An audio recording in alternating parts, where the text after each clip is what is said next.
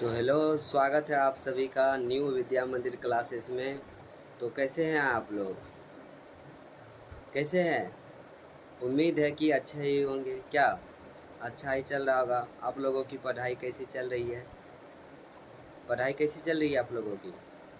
तो पिछले क्लास में हम लोग ने क्लास 10th के बायोलॉजी के पार्ट 1 में जहाँ तक पढ़ा था उससे आगे आज हम लोग इस वीडियो में पढ़ेंगे, इस क्लास में पढ़ेंगे। ठीक है, तो पिछले क्लास में जहाँ तक हमने पढ़ा था उसके आगे से आज हम स्टार्ट करते हैं। तो उम्मीद है हमको कि आप जो है इस क्लास को देखने से पहले इसके पीछे वाले क्लास को ज़रूर देखे होंगे। अगर आपने पीछे वाला लेक्चर नहीं देखा है तो आपको समझ में आएगी, लेकिन थोड़ी सी दिक्कत हो सकती है क्योंकि जो पीछे वाला वर्ड यूज़ होगा इस क्लास में वो तो आप नहीं जान रहे होंगे। तो इसलिए आप लोगों से आप लोग क्या क्या कीजिएगा, आप लोग पीछे वाला लेक्चर पहले सुन लीजिए, वीडियो देख लीजिए, क्लास कर लीजिए, उसके बाद आप इसमें आइए। इसके पीछे 2 क्लास हो चुकी है, एक इंट्रोडक्शन क्लास और एक कौन सी क्लास, एक जो क्लास 1 है पार्ट 1 वीडियो मिल चुका है क्लास 10th का। तो जो इंट्रोडक्शन क्लास है वो क्लास क्या है, बहुत ज़रूरी क्लास है। आपको चैप्टर का इंट्रोडक्शन मिला है, आपको उसमें पूरे बुक का इंट्रोडक्शन मिला है, बायोलॉजी के बुक का इंट्रोडक्शन मिला है। तो आप लोग समझ सकते हैं कि उसमें आपके बायोलॉजी में कितने चैप्टर हैं और कौन कौन से चैप्टर हैं, नाम सारे कुछ। ठीक है, तो कुछ बात इसमें भी बता देंगे हम कि जो पहला चैप्टर है वो कौन सा पोषण स्टार्ट किए हम, क्या कौन सा चैप्टर स्टार्ट किए हैं, पोषण यानी जैव प्रक्रम हम इसमें स्टार्ट किए हैं। तो अब जो है हम जैव प्रक्रम के बारे में पढ़ेंगे। ठीक है, तो जहाँ तक पढ़ चुके थे उससे आगे पढ़ेंगे। अब टाइम वेस्ट नहीं करते हुए आगे का क्लास शुरू करते हैं। ठीक है, क्योंकि क्या है, समय बहुत ही कीमती है, समय नहीं मिलता आदमी को पढ़ने के लिए। क्या आप लोग ने समय निकाला पढ़ने के लिए? तो आप लोग ज़रूर पढ़ने वाले स्टूडेंट हैं, तब ना समय निकाल के पढ़ रहे हैं। नहीं तो मोबाइल में रील देखिए। क्या मोबाइल में रील देखिए, पढ़ के कोई फ़ायदा है? बताओ। तो ठीक है, तो हम जो बच्चे पढ़ने में इच्छुक है वो बच्चे फ़ोन को ऐसे कर लीजिए। ठीक है, फ़ोन को पूरा ऐसे कर लीजिए, हॉरिजॉन्टल कर लीजिए ऐसे करके। ठीक है, तो उसके बाद हम लोग क्लास स्टार्ट करते हैं। ठीक है, जो बच्चे पढ़ने में इच्छुक है वो बच्चे फ़ोन सही से रखिए और क्लास स्टार्ट कीजिए। ठीक है, तो स्टार्ट कर दे, आज का क्लास स्टार्ट कर देना। तो ठीक है,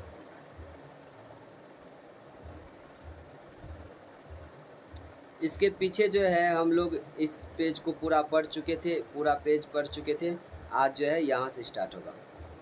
ठीक है, तो इसके पीछे जो है हम बता चुके हैं आप लोगों को कि हम इसके पीछे क्या बताए थे, क्या पढ़ाए थे, देख लीजिए। एक कोशिकीय और बहुकोशिकीय के बारे में तो आप लोगों को बताए थे। आप लोगों को इससे पहले बता दें कि क्लास 9th का भी जो है हम चालू कर दिए। क्लास 9th का भी इंट्रोडक्शन वीडियो डाल चुके हैं, इंट्रोडक्शन क्लास चालू हो चुका है। तो इंट्रोडक्शन क्लास चालू है क्लास 9th का भी।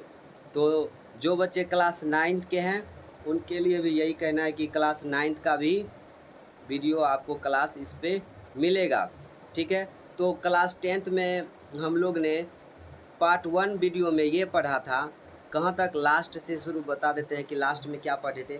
तो लास्ट में हम क्या पढ़े थे, बताओ क्या पढ़े थे लास्ट में? याद आया? नहीं आया? तो नहीं आया तो सुन लो। तो क्लास 10th में हम लोग ने लास्ट में पढ़ा था कि एक कोश के जीव किसे कहेंगे, बहुकोश के जीव किसे कहेंगे। यही बात है ना, बोलो नी, यही बात है ना, यही तक पढ़े थे ना। तो एक कोशिकीय के बारे में बताए थे, बहुकोशिकीय के बारे में बताए थे। तो अब हम आगे चलते हैं। बोल रहा है कि बहुकोश के जीवों में, किसमें, बहुकोश के जीवों में खाद्य पदार्थ एवं गैस के परिवहन के लिए परिवहन तंत्र होता है। आप लोगों को पहले ही बता चुके हम कि हमारा जो बहुकोश के जीव है, हम कौन से जीव हैं बताइए? बहुकोश के जीव। आप कौन से जीव हैं? कौन से जीव हैं आप? बहुकोश के जीव। आप भी जो है बहुकोश के जीव है कि नहीं? आप भी बहुकोश के जीव है, आपके बगल में जो है वो भी बहुकोश के जीव है। सब कोई कौन है? बहुकोशिकीय जीव है।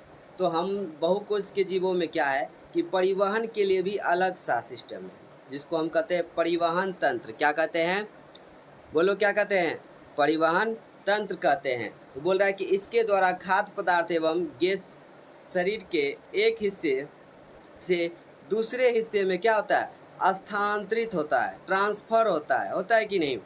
तो इसके द्वारा खाद्य पदार्थ एवं गैस शरीर के एक हिस्से से दूसरे हिस्से तक क्या होता है, ट्रांसफर होता है परिवहन तंत्र के द्वारा। तो उसके बाद बोल रहा है विभिन्न जैविक क्रियाओं के फलस्वरूप जीवों में कई प्रकार के हानिकारक अपशिष्ट उत्पाद का निर्माण होता है। बोल रहा है कि हमारे शरीर में जो है जैविक क्रियाओं के फलस्वरूप कई सारे हानिकारक अपशिष्ट का उत्पादन होता है। तो कई सारे हानिकारक अपशिष्ट का उत्पादन हो गया तो क्या करेंगे, उसको शरीर से निकालना भी तो जरूरी है।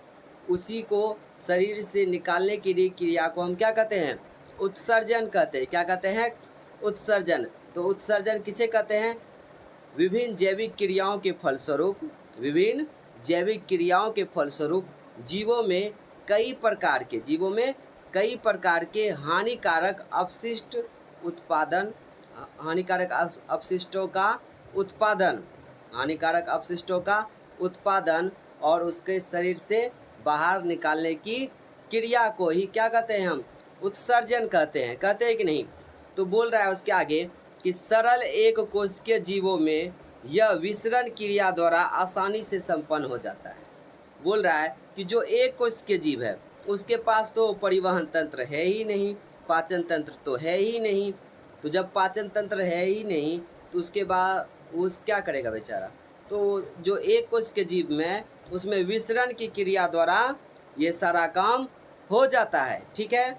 तो बोल रहा है जबकि बहुकोशिकीय जीवों में इसके लिए क्या होता है, एक विशिष्ट अंग होता है जो कि एक कोशिकीय जीवों में नहीं होता है। इस प्रकार सजीवों में पोषण, शोषण, परिवहन, उत्सर्जन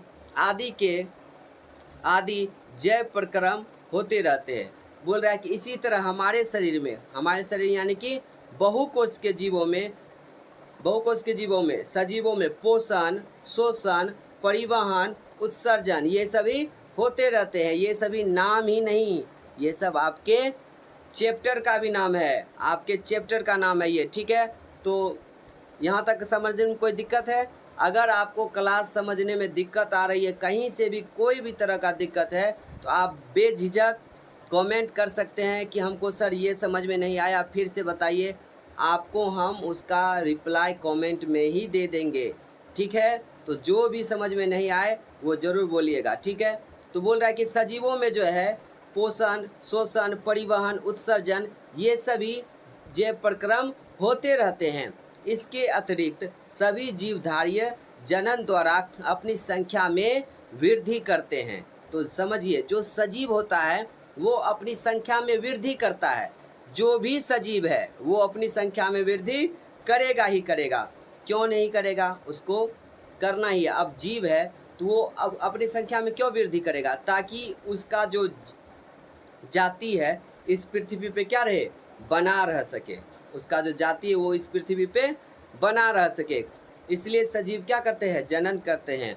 तो बोल रहा है कि सजीवों में नियंत्रण एवं समन्वय, उत्तेजनशीलता आदि क्रियाएं भी पाई जाती है। बोल रहा है कि जो सजीव होता है उसमें उसको गुस्सा आएगा, उसको ठंडा लगेगा, उसको गर्मी लगेगा, उसको कोई बात बोल देगा तो उसको बुरा लग जाएगा। अभी तुमको दो थाप मारेंगे तुम रोने लगेगा, है कि नहीं। तो ये सब बात जो है सजीव में होता है। अब हम निर्जीव के पास चल जाएंगे, उसको बोलेंगे रे कान पड़ता रे, आए तुमको मारेंगे, हमने पड़ेगा, दो थोपी लगा देंगे, क्या होगा, वो रोने लगेगा, नहीं रोएगा। उसी तरह बोल रहा है कि जो सजीव रहेगा उसमें ये सारी क्रियाएं होंगी। समझ में आ रहा है, बोलो समझ में आ रहा है।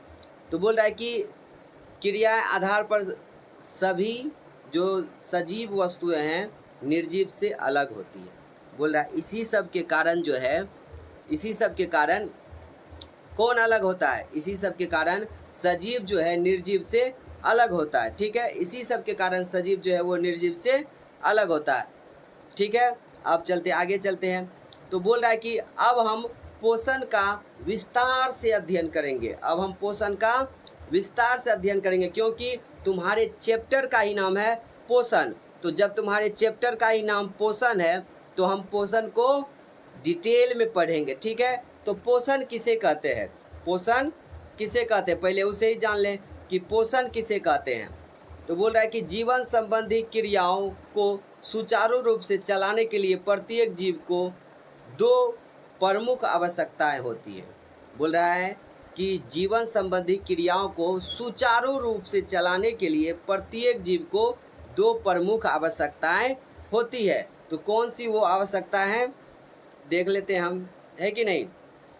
तो पहला क्या है कि जीवन की उपापचयी क्रियाओं के संचालन के लिए निरंतर ऊर्जा की आपूर्ति तथा शरीर की वृद्धि तथा टूट फूट ऊतकों की मरम्मत के लिए जीव द्रव का निर्माण। आपको हम पहले ही बता दिए हैं कि जीव द्रव क्या है, आपको हम बता चुके हैं, ठीक है। तो बोल रहा है कि जीवन की उपापचयी क्रियाओं के संचालन के लिए निरंतर ऊर्जा की आपूर्ति तथा शरीर की वृद्धि तथा टूट फूट ऊतकों की मरम्मत के लिए जीव द्रव का निर्माण होता रहता है। पहला नियम क्या है कि जीवन की उपापचयी क्रियाओं के संचालन हेतु ऊर्जा की आपूर्ति। दूसरा नियम क्या है कि नियम नहीं है, ये आवश्यकता है। दूसरा क्या है कि शरीर की वृद्धि तथा टूटे फूटे ऊतकों की मरम्मत के लिए जीव द्रव का निर्माण, ठीक है। तो बोल रहा है कि इन आवश्यकताओं की पूर्ति के लिए तथा अपने जीवन के अस्तित्व को बनाए रखने के लिए प्रत्येक जीव को जीवन पर्यंत भोजन की जरूरत होती है। बोल रहा है कि एक जीव को जब तक वो जिंदा रहेगा तब तक उसको भोजन की जरूरत है। क्यों है, जब तक वो जिंदा रहना चाहता है तब तक उसको भोजन करना पड़ेगा। तो अपने जीवन के अस्तित्व को बनाए रखने के लिए प्रत्येक जीव को जीवन पर्यंत भोजन की जरूरत होती है। भोजन में स्थित विभिन्न तत्व ये कार्य करते हैं, ठीक है। तो भोजन ऐसे तत्व क्या कहलाते हैं, पोषक कहलाते हैं। क्या कहलाते हैं, पोषक तत्व कहलाते हैं। तो अगर हम पूछ दें कि पोषण किसे कहते हैं, ये बताइए कि पोषण किसे कहते हैं, क्या बताएगा कि पोषण किसे कहते हैं। वह विधि जिससे जीव पोषक तत्वों को ग्रहण कर उनका उपयोग करते हैं। वह विधि जिससे जीव पोषक तत्वों को ग्रहण कर उनका उपयोग करते हैं उन्हें हम पोषण कहते हैं, ठीक है। तो वह विधि जिससे जीव पोषक तत्वों को ग्रहण कर उनका उपयोग करते हैं उन्हें क्या कहते हैं, पोषण कहते हैं। तो बताओ पोषण किसे कहते हैं, बताओ पोषण किसे कहते हैं। सभी बच्चा अपना आंसर देगा, बताओ पोषण किसे कहते हैं, बताइए। ठीक है, दे दिया आंसर। तो पोषण किसे कहते हैं आप लोगों को याद हो गया, ठीक है। तो हम बता भी दिए कि वह विधि जिससे जीव पोषक तत्वों को ग्रहण कर उनका उपयोग करते हैं उन्हें हम पोषण कहते हैं। तो अब हम पढ़ेंगे कि पोषण की कितने विधियां हैं। क्या पढ़ेंगे, पोषण की कितने विधि हैं। तो पोषण के दो विधि हैं। जीवों में पोषण मुख्यतः दो विधियों द्वारा होता है। कितने विधियों द्वारा, दो विधियों द्वारा। पहला है स्वपोषण, दूसरा है परपोषण। पहला क्या है, स्वपोषण, दूसरा है परपोषण। तो स्वपोषण किसको कहेंगे बताइए, परपोषण किसको कहेंगे ये भी हम जान लेते हैं, ठीक है। तो देखिए इसमें पहले एक चित्र दिया हुआ है,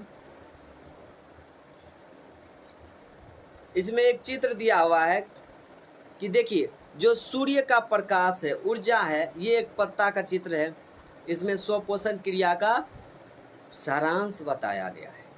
बोल रहा है कि यह एक पत्ती का चित्र है। पत्ती में क्या होता है, क्लोरोफिल होता है, जल चाहिए, ग्लूकोज चाहिए, ऑक्सीजन चाहिए, और ये सब जब उसके पास रहेगा तो वो ऑक्सीजन को क्या करेगा, ऑक्सीजन छोड़ेगा कि नहीं। और ये सब करने के लिए उसको क्या चाहिए, कार्बन डाइऑक्साइड चाहिए, जो कि हमारे इस वायुमंडल में बहुत है। जितना लेना है ले लो, ठीक है। तुमको भी लेना है ले लो, जाओ, ठीक है, ठीक है ना। उसके बाद आगे चलते हैं, हम टॉपिक पे आते हैं कि स्वपोषण क्या है। स्वपोषण क्या है? स्वपोषण किसे कहते हैं? स्वपोषण को इंग्लिश में ऑटोट्रॉप भी कहते हैं। क्या कहते हैं? ऑटोट्रॉप। तो बोल रहा है कि ऑटोट्रॉप शब्द की उत्पत्ति दो ग्रीक शब्द ऑटो और ट्रॉप के मेल से हुई है। किसके मेल से? ऑटो और ट्रॉप के मेल से हुई है। तो बोल रहा है कि ऑटोट्रॉप जो है, ऑटोट्रॉप जो शब्द है वो ग्रीक शब्द के, किसके? ग्रीक शब्द के ऑटो से और ट्रॉप से। तो ऑटो और ट्रॉप ये किसके हैं? स्वपोषण के। तो अब है कि ऑटो का अर्थ क्या होता है? ऑटो का अर्थ क्या होता है? तो ऑटो का अर्थ होता है स्व। क्या होता है? स्व, स्वतः, स्वतः होता है। ऑटो का अर्थ क्या होता है? स्व, स्वतः। इंग्लिश में बोलेंगे तो सेल्फ। और ट्रॉप का अर्थ होता है पोषण। क्या होता है? पोषण, यानी कि स्वतः पोषण, यानी कि स्वतः पोषण। इसी तरह हम पूछ देंगे कि अगर आप ऐसे बताइए कि ऑटोट्रॉप का क्या मतलब है, क्या मतलब बताइए ऑटोट्रॉप का। तो ऑटो का अर्थ होता है स्व या सेल्फ, बोलिए सेल्फ, और ट्रॉप का अर्थ होता है पोषण, यानी क्या हो गया? स्व पोषण। हो गया कि नहीं? हो गया कि नहीं बताइए। तो नाम में ही डिफिनेशन छुपा हुआ है, नाम में ही आंसर है। आप लोग उसको अच्छे से याद कीजिए, ठीक है? आसान है, कोई दिक्कत नहीं रहेगा, बस मन से पढ़ना है। आप लोग को लग रहा है कि समय बहुत ज़्यादा है, समय बहुत कम है, पढ़ाई करते रहिए, बिना पढ़े कुछ नहीं होने वाला, ठीक है? तो अच्छा रिजल्ट लाना है। ऐसे ही 450 नंबर नहीं आया था। आपने देखा कि इस बार जो क्लास 10th का बच्चा रिजल्ट लाया है 450 नंबर, कैसे पार कर गया? बिना पढ़े नंबर नहीं मिलता है, जो पढ़ेगा उसको नंबर जरूर मिलेगा, ठीक है? तो स्वपोषण किसको कहेंगे? तो ऐसे जीव, स्वपोषण किसको कहेंगे? ऐसे जीव जो भोजन के लिए अन्य जीवों पर निर्भर न रहकर अपना भोजन स्वयं संश्लेषित करते हैं, उसे हम स्वपोषी कहते हैं। कहते हैं कि नहीं? वैसे जीव कौन? वैसे जीव जो भोजन के लिए अन्य जीवों पर निर्भर बोलो बोलो, तुम भी बोलो, देखो हम बोलते हैं तो तुम भी बोलो, तब ना याद होगा। ऐसे जीव जो भोजन के लिए अन्य जीवों पर निर्भर ना रहकर अपना भोजन स्वयं संश्लेषित करते हैं, उसे क्या कहते हैं? स्वपोषी जीव कहते हैं। अपने परिभाषा में, अपने डिफिनेशन में याद रखो कि वैसे जीव जो अपने से भोजन बनाते हैं, ऐसे जीव जो अपना भोजन स्वतः बनाते हैं, उसे हम स्वपोषी जीव कहते हैं। जैसे याद रखना है वैसे याद रखो। वैसे जीव जो अपना भोजन स्वयं संश्लेषित करते हैं, उसे हम स्वपोषी जीव कहते हैं, ठीक है? जैसे याद रखना है आपको, याद रखिए। और भी एक बात याद रखना है कि सभी हरे पौधे क्या होते हैं? स्वपोषी होते हैं। होते हैं कि नहीं? बताइए। सभी हरे पौधे स्वपोषी होते हैं। इन पौधों में एक प्रकार की रचना हरित लवक या क्लोरोप्लास्ट पाई जाती है। अगर हम पूछ दें कि क्लोरोफिल जो है किस में पाई जाती है, तो आपको एक बार में आंसर देना है कि क्लोरोफिल क्लोरोप्लास्ट में पाया जाता है। बहुत बार बताए हैं, वीडियो में नहीं बताए हैं, क्लास में बताए हैं, तुमको बताए कि नहीं कि क्लोरोफिल जो है क्लोरोप्लास्ट में पाई जाती है। क्लास 9th वाले को भी बताए हैं, क्लास 10th वाले को भी बताए हैं। अगर याद होगा तो आपको एक बार में आंसर आपने दे दिया होगा कि क्लोरोप्लास्ट में क्या पाया जाता है? क्लोरोफिल पाया जाता है, ठीक है? तो बोल रहा है कि क्लोरोप्लास्ट में हरे रंग का वर्णक, क्लोरोप्लास्ट में हरे रंग का वर्णक होता है, जिसे हम क्लोरोफिल कहते हैं। क्या कहते हैं? क्लोरोफिल कहते हैं। तो बोल रहा है कि क्लोरोप्लास्ट में हरे रंग का वर्णक जिसे हम क्लोरोफिल कहते हैं, या पर्णहरित, हिंदी में बोलो तो पर्णहरित या क्लोरोफिल कहते हैं। बोल रहा है कि क्लोरोफिल की उपस्थिति के कारण ही पौधे का रंग हरा दिखता है। क्लोरोफिल के उपस्थिति के कारण ही पौधे का रंग क्या दिखता है? हरा दिखता है, ठीक है? ठीक है ना? बोलो ने, समझ में आ रहा है? तो समझ में आ रहा है तो लाइक कर देना है, ठीक है? आप अगर लाइक करेंगे तो हमको ये पता चलेगा कि कितने बच्चे को जो है हमारा वीडियो अच्छा लग रहा है, और हमको उससे ये पता चलेगा कि कितने बच्चे इस क्लास को देख रहे हैं, ठीक है? तो जिससे क्या होगा कि हम आगे और भी वीडियो आपके लिए और अच्छा वीडियो बनाएंगे, है कि नहीं, और अच्छे क्लास लेंगे। ये एक वीडियो नहीं क्लास है, ठीक है, बार बार निकल जाता है मुँह से। ये हम क्लास है, आपके लिए एक क्लास है, ठीक है, हमारे लिए भी क्लास है। हम अभी आपको पढ़ा रहे हैं कि नहीं, तो ये एक क्लास है, आप क्लास के तौर पे लीजिए। ये नहीं कि मोबाइल ले लिए हैं, मम्मी से मोबाइल मांग लिए, पापा से मोबाइल मांग लिए, भैया से मोबाइल मांग लिए कि राजा सर से पढ़ेंगे। राजा सर बोले हैं क्या कि ऑनलाइन हम पढ़ाते हैं, तुम लोग पढ़ो। मोबाइल ले लिए हैं, राजा सर का वीडियो काहे देखेंगे, हम रील देख रहे हैं। वो सब काम नहीं करना है। ये नहीं कि राजा सर के नाम पे मोबाइल ले लिए और हम रील देख रहे हैं, ठीक है, तो ये सब काम नहीं करना है। आप पढ़ने के लिए मोबाइल लिए हैं तो आप पढ़िए, ठीक है, आप पढ़िए, उसके बाद कोई और काम कीजिए, ठीक है। तो बोल रहा है कि क्लोरोफिल के कारण ही पौधे का रंग हरा दिखता है। ऐसे हरे पौधे सूर्य प्रकाश से ऊर्जा प्राप्त कर क्लोरोफिल की उपस्थिति में कार्बन डाइऑक्साइड तथा H2O के द्वारा भोजन कार्बोहाइड्रेट का संश्लेषण करते हैं। इस प्रक्रिया को प्रकाश संश्लेषण कहते हैं। बताइए, तो बोल रहा है कि ऐसे हरे पौधे सूर्य के प्रकाश से वो क्या प्राप्त करता है, ऊर्जा प्राप्त करता है। सूर्य के प्रकाश से ऊर्जा प्राप्त करता है, तो सूर्य के प्रकाश से ऊर्जा प्राप्त करता है, उसके बाद क्या करता है बताओ। ऐसे हरे पौधे जो सूर्य के प्रकाश से ऊर्जा प्राप्त कर क्लोरोफिल की